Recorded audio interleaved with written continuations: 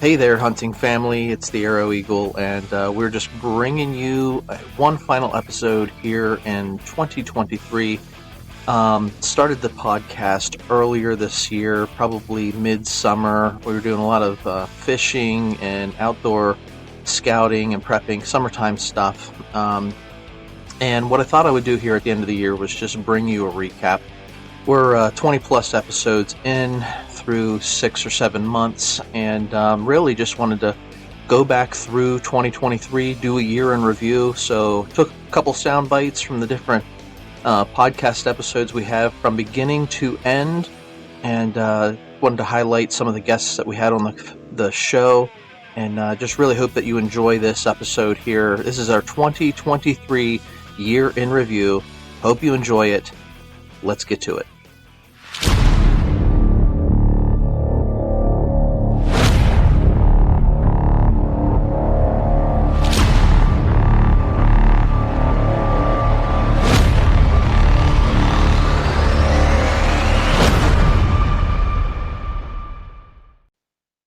Hello, hunting family. Welcome to Tracks and Tackle, the podcast where we explore the wonders of the wilderness and the thrill of the hunt, along with the joys of fishing. I'm your host, the Arrow Eagle, and I'm joined by my co-host today, the Hollywood Horse. Today, we want to take an opportunity to introduce ourselves to you and share our passion for the great outdoors. So without further ado, let's dive in. Thanks, Air Eagle. I am so thrilled to be part of this exciting journey with you and our new hunting family, and just share our love for nature and the outdoors, and to just share that with those around us. So this new platform gives us a wider selection of how we get it out there. Let's start off by sharing some of our backgrounds and kind of what led us to creating this podcast. So how did your love for hunting and the outdoors begin, Air Eagle? Well, you know this, but I was born into a family of outdoorsmen, following my dad's footsteps and my older brother. They've taught me what I know about the outdoors. And so ever since I was a young boy, even before I was old enough to hunt, I was practicing shooting my bow. Anytime that they were doing outdoorsy type stuff, I'd want to be involved. I'd want to tag along. And so I think like every moment's a teaching moment, and I what's really important to me is, the next generation. Like I love seeing like fathers teach their sons and passing on the hunting legacy. So when I see that, I think it's really important. And I think like nowadays there's less and less kids getting outdoors, even if they don't hunt or fish. They're holed up in the bedroom playing video games and stuff like that. So I think it's really important to pass on knowledge. And so I get excited when there's, young teenagers that are excited about hunting, and, they have the time to invest in it, but maybe they don't have that role model or that father figure in their life to pass on the knowledge like I received, and you as well, as we grew up. So when you have that younger generation that's interested, we want to do shows like this that will allow us to pass on knowledge, basic understanding. I'm by no means am I an expert on hunting and outdoors, but the reality is I've been around this all my life. I do it for fun and the pleasure of enjoying nature and being outside. So I got started because I was born into it. They say, I didn't choose this life chose me. But we're doing the podcast because we want to create a family, a community of people that are just like us. Blue collar guys, we both work 40 hours a week. We all have our jobs, but whenever any chance we get, we want to be outdoors. And so that's what it's about for me. It's what led me to start recording.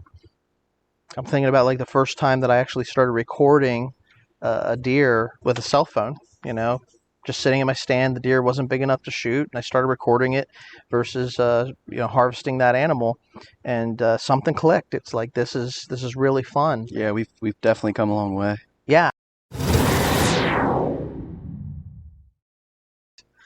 This summer I would say I fish the most, and I plan on fishing a lot more. I'm going fishing after this actually, but I just kind of got hooked in it. One of my friends, we just started to fish more and more. Realized how much she was into fishing, and it was just easy to go out and hang out and just kind of spend time with each other and spend time on that water. And just having some success with that. Just wanting to go to the next hole or the next place. I really fell in love with bass fishing this year. Like I said, I only really fished trout, but trout fishing's fun. It's definitely rewarding, but they don't put up much of a fight. You almost sometimes think you're reeling in a minnow versus when you get out to a bass pond, you got some that'll snap your line and bend your rod, and you're feeling like you're reeling in a Moby Dick. But I've truly have a passion for it now, and I'm getting out probably 2 to 3 times a week. Definitely looking on the weekends, and Wednesday I sneak away. But I think a big portion. I guess this can apply to anything, is having that free time or finding that free time.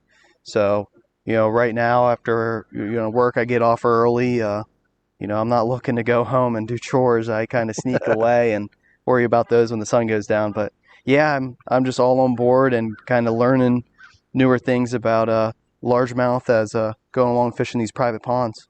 Yeah, no, I love it, and I love to see, the photos and the video that you capture as you're out there angling.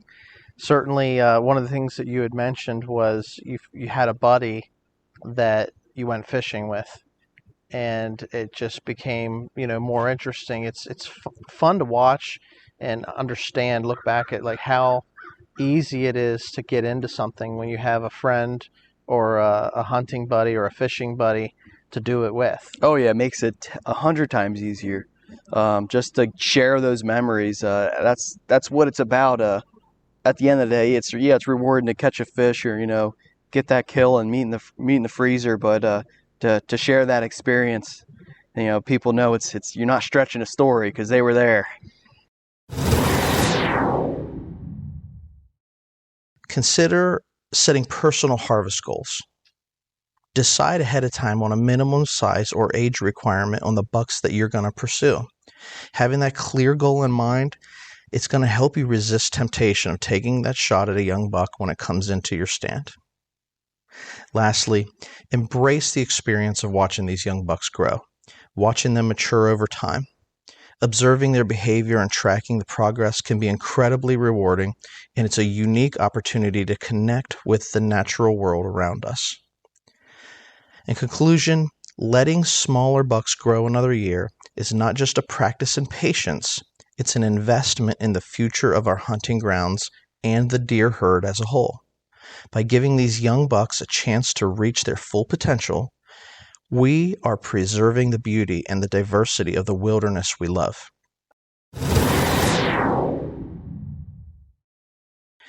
I'm the Arrow Eagle, and today I want to talk about an opposing view to our previous conversation about passing on younger deer that I believe deserves recognition. We all know that hunting is a deeply personal and passionate pursuit. For some of us, it's not just a hobby, it's a way of life. I know that's true for many of us listening to this show.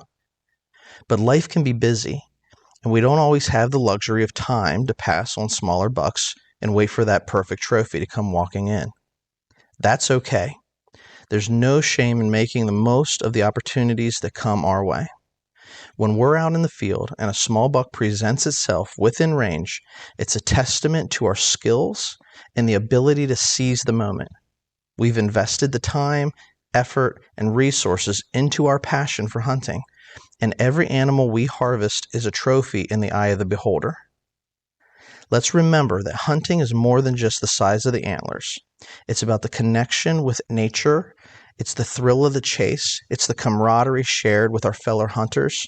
All these things combined is what makes hunting such a passionate sport. Every hunt is a learning experience, and every harvest contributes to our understanding of the land and its wildlife.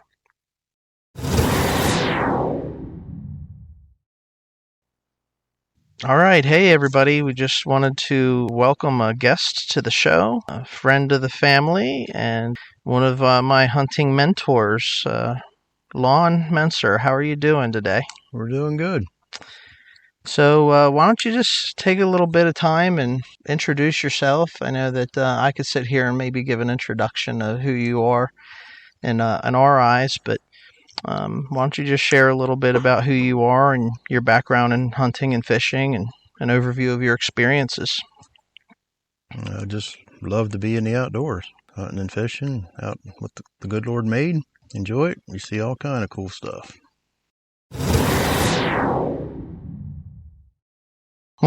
One of the things we talked about is, getting that first deer, and how that's like seems like for every hunter, it's a memory that you'll never forget, right? Yep, that's a milestone. And when you're younger, it's not just trying to harvest an animal, but it's also trying to like impress your dad and hang out in the woods and make it a long time. So tell me, from your experiences, have you ever encountered any unexpected or humorous situations while hunting or fishing?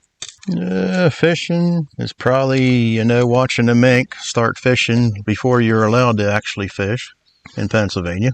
Okay. It had its limit before starting time started. So tell us about how did that work? Well, you go to the creek hours before you're allowed to start at 8 o'clock, to make sure you got a decent spot. And the sun comes up about 5:30 in the middle of April, 5:45. Seen a mink, coming down the creek carrying a trout. Dove in under some roots and stuff where we were expecting to start fishing in the morning. He disappeared for a few minutes, or she did, and back out, and up the creek she went, and come back with another. She had her 5-fish limit before it was actually time for us to get our lines wet. It's not hardly fair.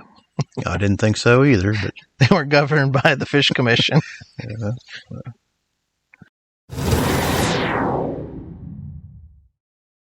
What about encounters with animal? I know you mentioned the mountain lion.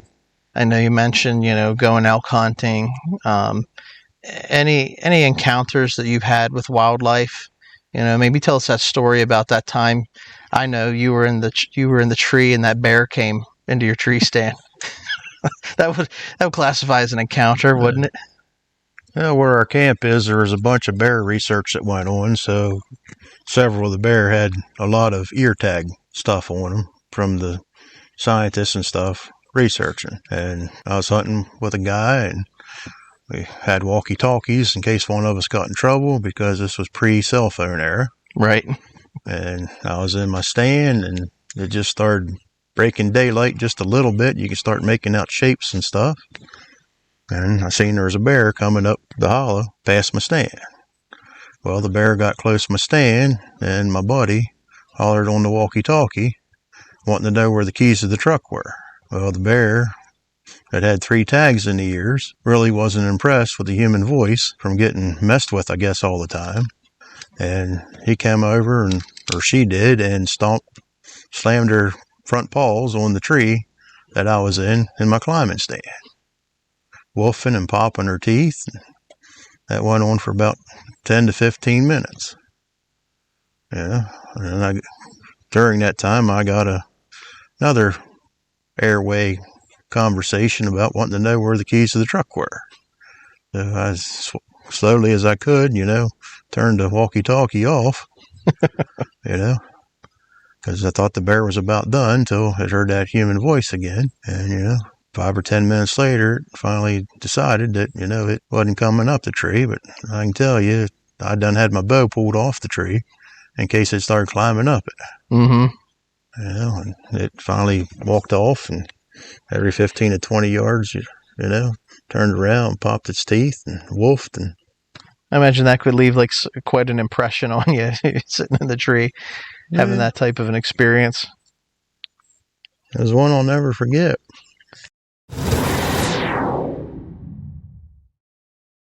All right, so today we have a guest on the show, Jonathan Knopp, friend of mine who actually we just were acquainted not too long ago through a mutual friend. Yep. And that's the way it works, right? When you run into one another, we have a mutual friend who has had their child was having their baby's birthday party, and the guys are sitting around the table and we're just shooting the breeze. We start striking up this conversation about hunting and the outdoors, and we're like, yeah, all right, man, we're brothers now, right? And I think I've met you before on a couple of occasions, but we never had the chance to actually connect. Yeah, I think so.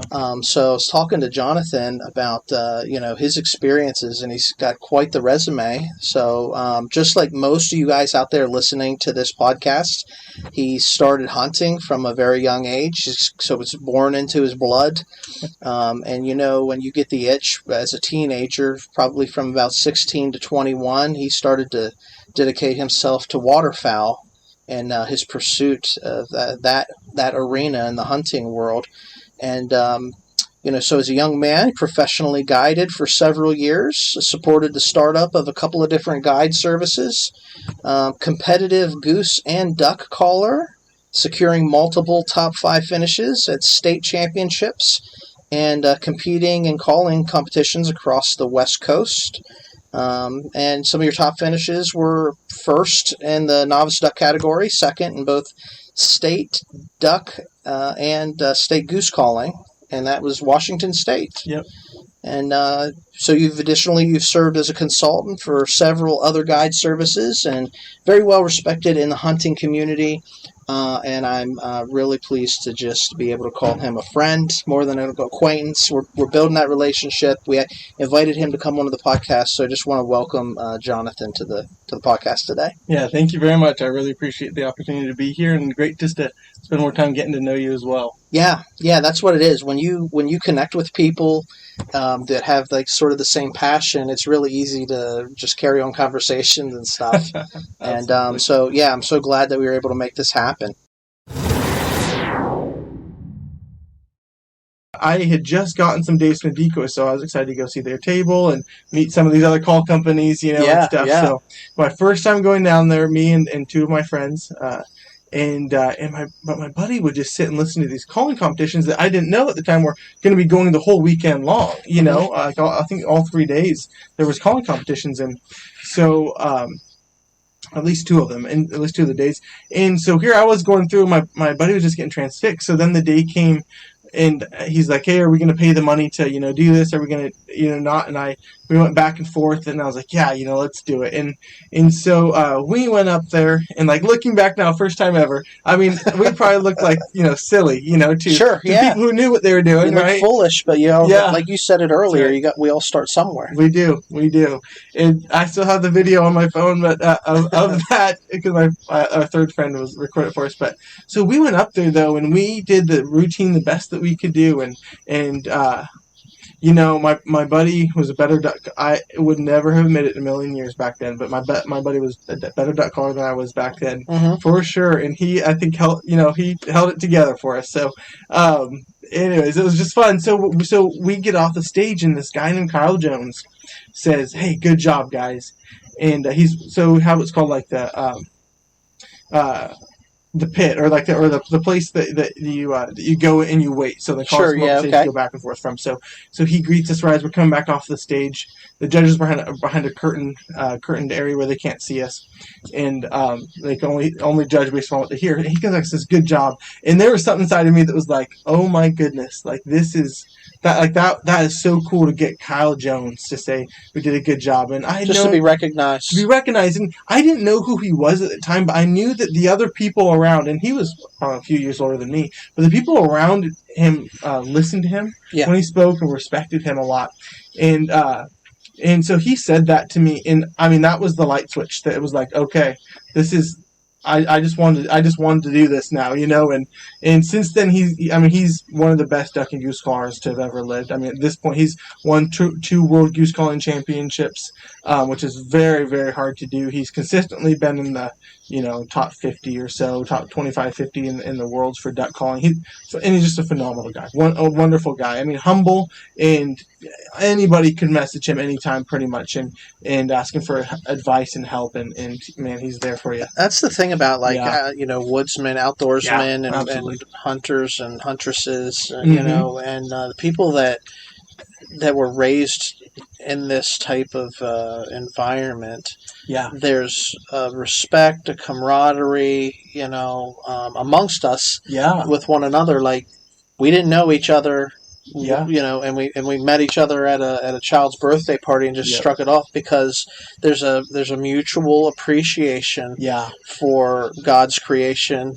Yeah. The Absolutely. outdoors, Yeah. and so yeah, that's awesome, and it's amazing. This is why I bring that up. Yeah. How the affirmation of somebody Yes. that is, whether they're a mentor or they're a little bit more seasoned or a veteran outdoorsman or outdoorswoman, just the affirmation and the recognition Yep. that you get from somebody like that, what that does for somebody that's new to the business. Absolutely. And and there's a part of it too where anyone who's ever accomplished something of significance or they didn't do it by themselves. Right.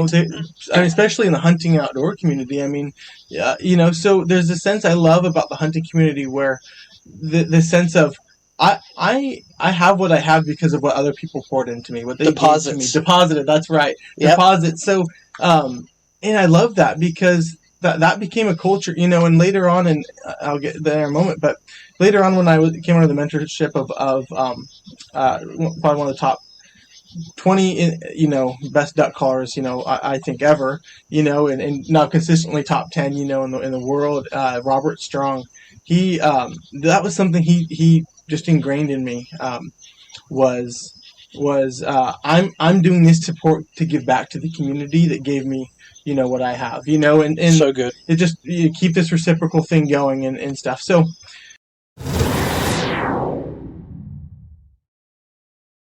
not be addicted. 40 years ago, I was probably addicted to it. Yeah, like me today.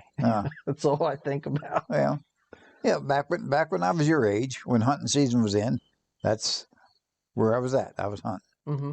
I mean,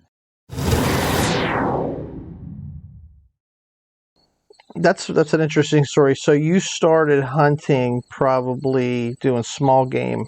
yeah, small game. I didn't do no deer hunting until I was 12.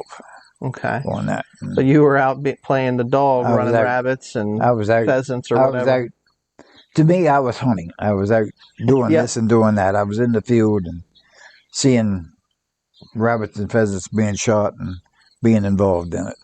Yeah, I think that's how you get the itch, right? For younger people. Yeah. We were talking on a show a couple of weeks ago about getting people interested in starting with small game is probably a wise way to do it because there's activity. You don't have to sit still, but you're involving them. What other family traditions related to hunting and the outdoors have you passed on to us or has been passed on to you that you've passed on to the next generation, to like the grandkids and things? Yeah. I think if you want success in hunting, and I'm not saying success is killing every year, but you got to spend time in the woods, not only during the season, but before season. Mm-hmm. And you can't do that just 2 weeks before the season starts because then you're going to spook the deer and they'll know something's going on.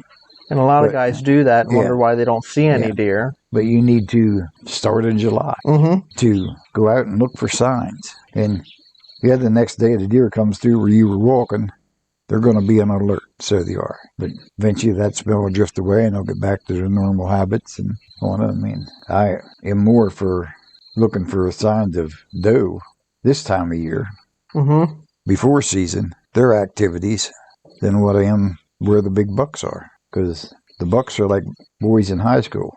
They're all over the place. But during what the deer calls the rut season, they're all the same. They're all chasing the girls, and they're going to be where the girls are at. I can sit at that meat pole and wait for him to come to me. Yeah, we're happy to do it for you too, man. I'm telling you. I'd really love to see you, harvest a deer this year. Yeah. And I'd be ecstatic to drag that deer in, gut it, quarter it, whatever we got to do to take care of it. I'd like to do that too, but as I look back across my life, I've shot more than my share of deer. I mean, I heard a statistic some time ago that the average hunter only shoots 3 deer in his lifetime. Mm-hmm. Well, there's a lot of people that try to hunt that they're like you said at the beginning, they're going out to find. I apologize for you guys that didn't know deer that I shot your share of them, but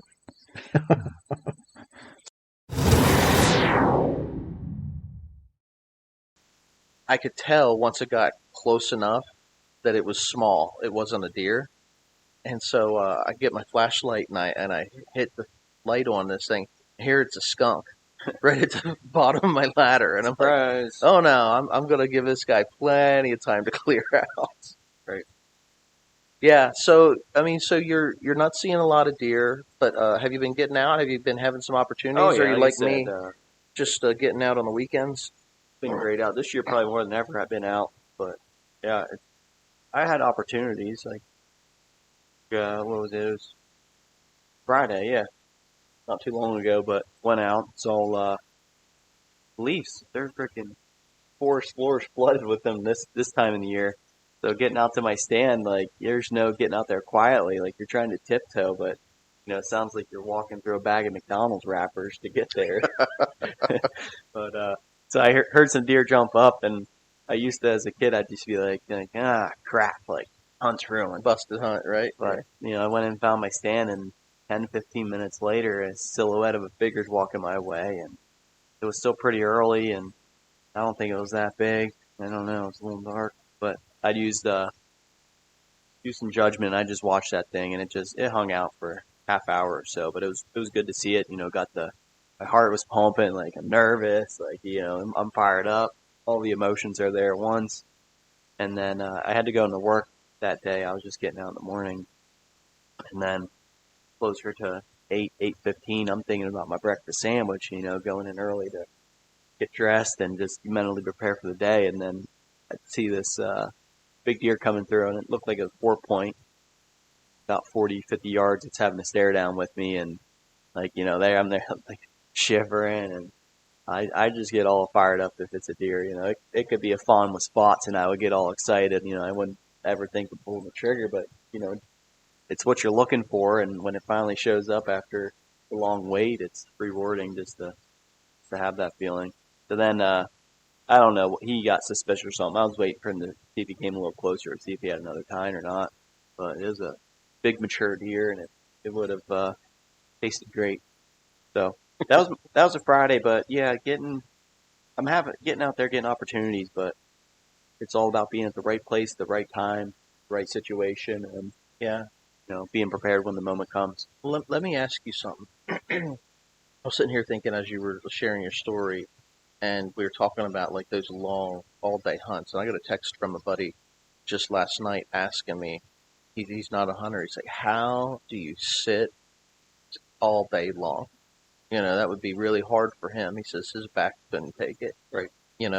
But do you got any like thoughts on that, or keys to success for hunters? Because I know there are times where you go out and you sit for an hour or two, and you can maybe get an early morning hunt in before you go to work. But then there are other days where you've got all day, right? And when we do that, we try to put the time in. So what's the difference? What's that like from your?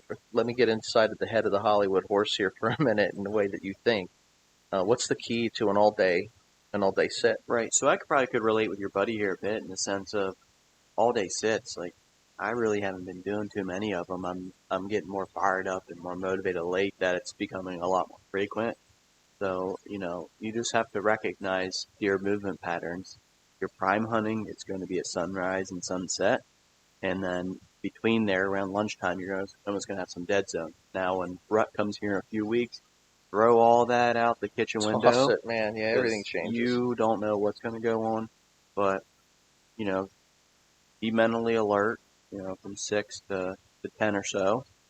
And if you're going to do an all-day sit, that's the time where, like, for me, like, I kill some time on my phone. I kind of, I don't know, I just relax. But, yeah, I won't lie. I'm on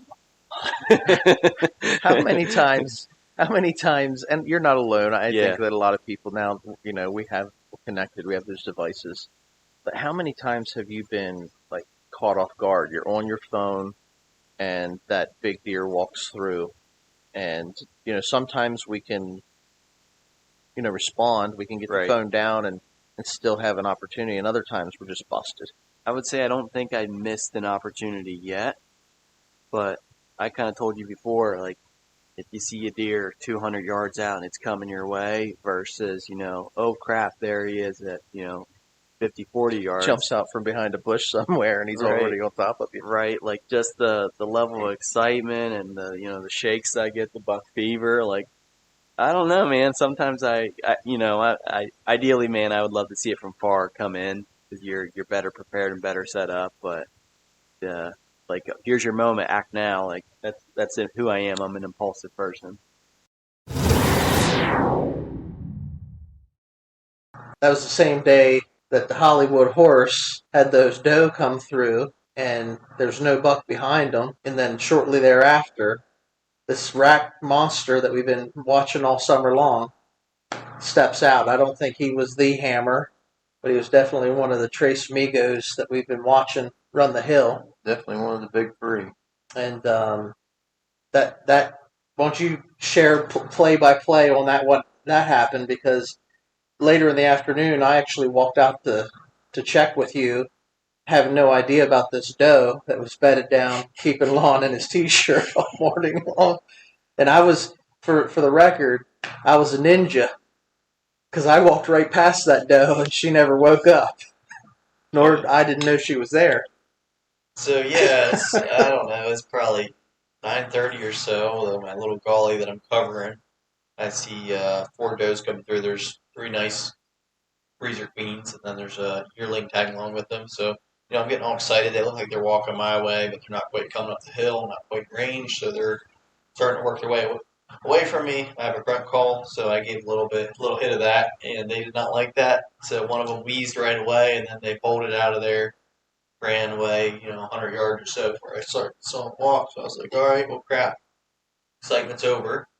And then I'm basically on top of the ridge. So on the other side of the ridge of state, I hear like some brush crackling. I think I was like texting you, like, crap, I just did this, didn't work. So I put my phone away, and then here comes this bruiser coming right to me, probably 25, 30 yards. I got tac cam footage of it, but aimed for his shoulder. I shot. The bow's loud as heck. But you can see through the footage that I hit him. He flinched and curled down. So it looks like I whacked his shoulder. The arrow got no penetration. Arrow broke off right away. No blood. But so shot, like, I'm calling everybody. I'm all excited. I was freaking excited. All the emotions are coming through. I think Ronnie wanted to come right over then and track it. I'm like, let's give it a while. I called my buddy, when in doubt, back out. So I'm thinking we could just give this deer a little bit longer to make sure, since he's a dandy. So I think we ended up waiting about 2 hours. I told you, I think I texted you like 2 o'clock, like, I'll be ready. And it was like 1:45 when you showed up at my stand. Yeah. Well, you had texted me. I don't know the order that it had happened, but we were texting back and forth, and it was cold that morning. So I got out of my tree stand from where I was hunting, and I went over on the other side of the ridge where the wind wasn't blowing, and I was sort of sunbathing on the side of the mountain where the sun was hitting in the morning. And the next thing you know, we were texting back and forth, and my phone's vibrating. I thought you butt dialed me. And you said you got a shot on a big one, and I was pumped, man. I mean, because it was like our first real day of hunting, and I was juiced, man. I was just excited for you. Yeah, so then you rolled around the ridge. We looked, and it was, disappointing. It is what it is, but it's good to know that buck's going to make it to the next year. Yeah, I mean, the footage shows, like, you hit him right in the shoulder. Yeah. And yeah, it's crazy because there's a tuft of hair, but no blood at all, and yeah, that he's definitely gonna live. All I'm thinking is get the gun. Yeah, get the gun. Gun would have done a different trick on him, but those several-year-old deer, they're tough, man. Yeah.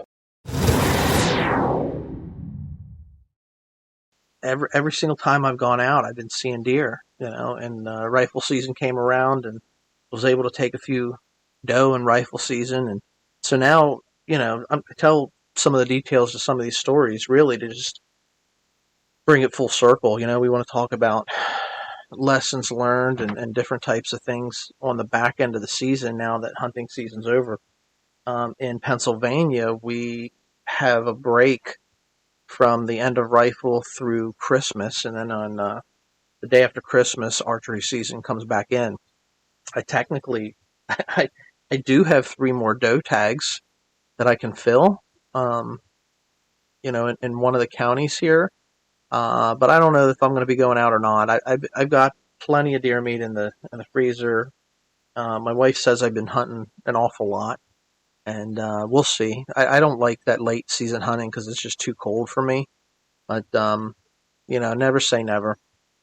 So, started the podcast literally over the summertime, talking fishing, talking scouting. We got into hunting season. We've been telling you about these deer stories and just sort of using this as a video log to capture our memories. And so now we're at the point where hunting season's over, and I've got to figure out what type of content to continue to put up onto this channel.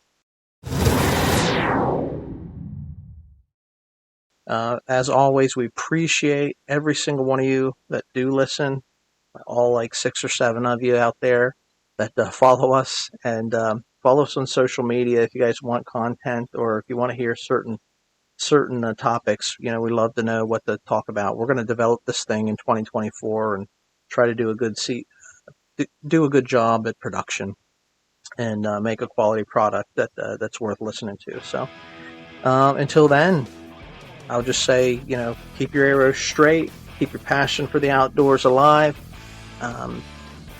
Appreciate all you guys, love you. You are our hunting family, and everything that we do, we want to share with you guys. This is our passion.